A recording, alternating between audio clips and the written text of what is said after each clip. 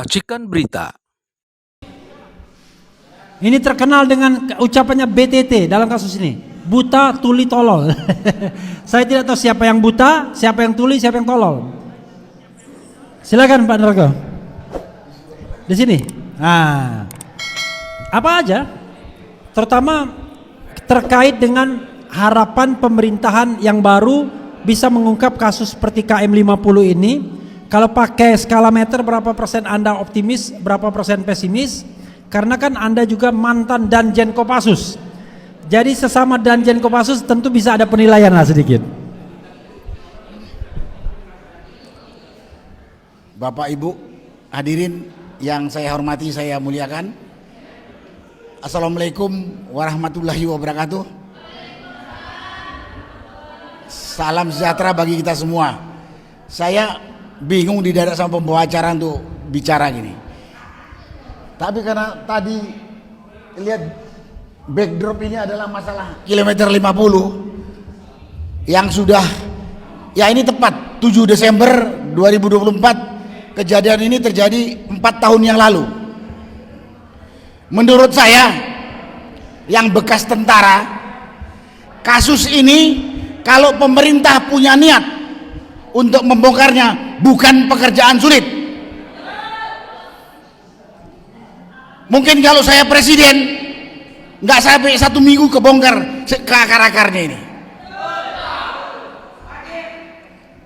Jadi sekali lagi saya katakan, kasus ini saya masih ingat karena saya terlibat dalam pembuatan buku putih kejadian kilometer 50. Dari prolognya, dari mulai tertangkapnya ada agen di pesantrennya Habib Rizik Syihab di Selabintana ya, Megamendung, udah tahu. Menurut saya kejadian di kilometer 50 ini adalah suatu tindakan pengecut, tidak bertanggung jawab dan biadab yang terencana. Jadi kalau kita semua tahu bilang ini adalah pelanggaran hak asasi manusia berat. Dan setahu saya menurut hukum yang namanya pelanggaran hak asasi manusia itu tidak ada kedaluarsanya. Selama pelakunya masih hidup walaupun sudah pakai tongkat masih bisa diseret ke pengadilan. Jadi mudah-mudahan sebelum pelakunya mati kita bisa terbongkar. Nah, karena itu pada kesempatan ini menurut saya seperti yang saya katakan tadi, ini bukan peristiwa yang sulit untuk disidik sampai terbongkar untuk dibawa ke pengadilan. Tinggal pemerintah mau tidak. Kalau bicara pemerintah berarti presiden. Berarti presiden. Kalau presiden memang punya keinginan untuk membongkar ini, saya yakin tidak sampai 1 minggu kebongkar. Tapi kita lihat 2 periode masanya Jokowi tak kebongkar. Kemudian sekarang udah masuk periodenya Pak Prabowo, belum ada tanda-tanda perhatian ini untuk dibuka. Belum ada tanda-tanda. Selama presiden tidak punya keinginan membuka ini, semua terhambat. Semua terhambat, tak akan mungkin berjalan. Tidak akan mungkin berjalan. Kita ngomong sekarang ini juga mungkin dianggap angin lalu saja oleh pemerintah. Nah, karena itu pada kesempatan ini saya cuma menyarankan, mari kita teman-teman membentuk satu kelompok yang tahu masalah ini, yang concern masalah ini. Kita coba untuk berkomunikasi atau untuk coba menghadap presiden,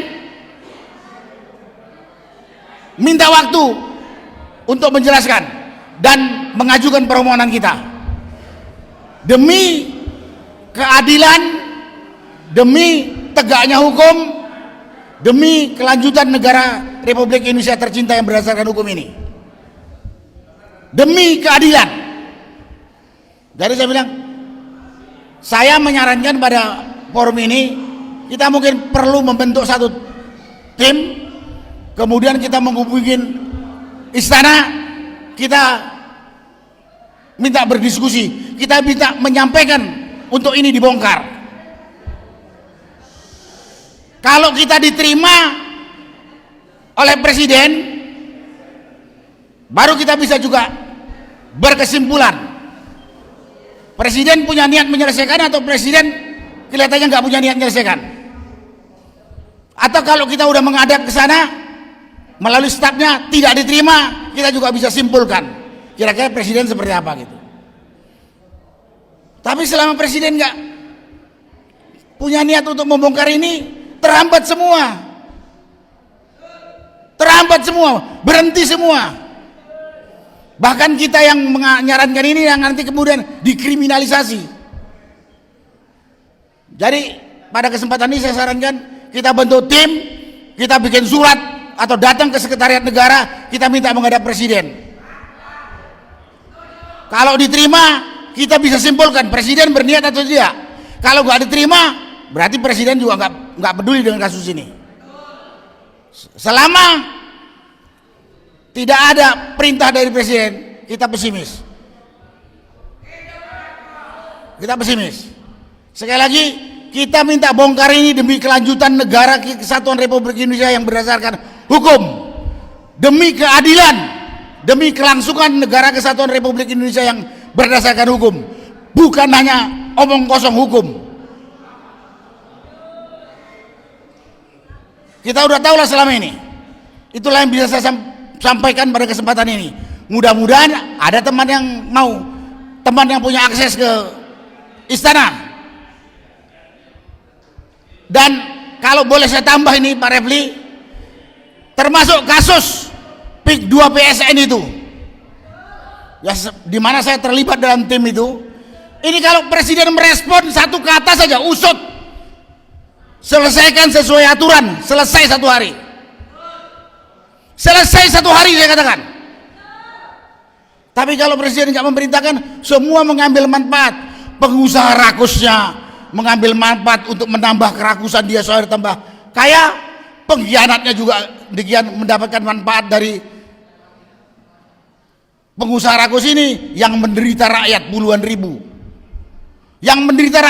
ribu. Karena kita udah memberikan data dengan benar.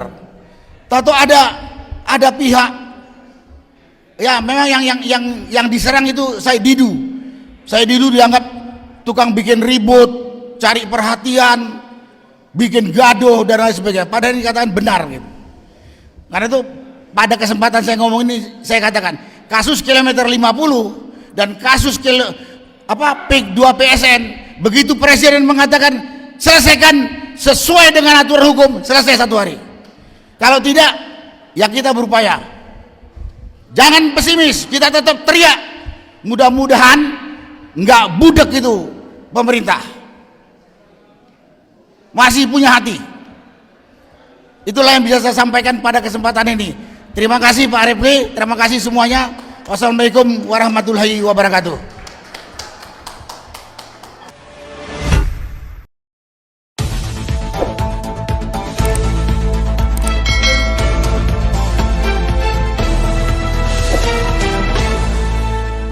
Racikan Berita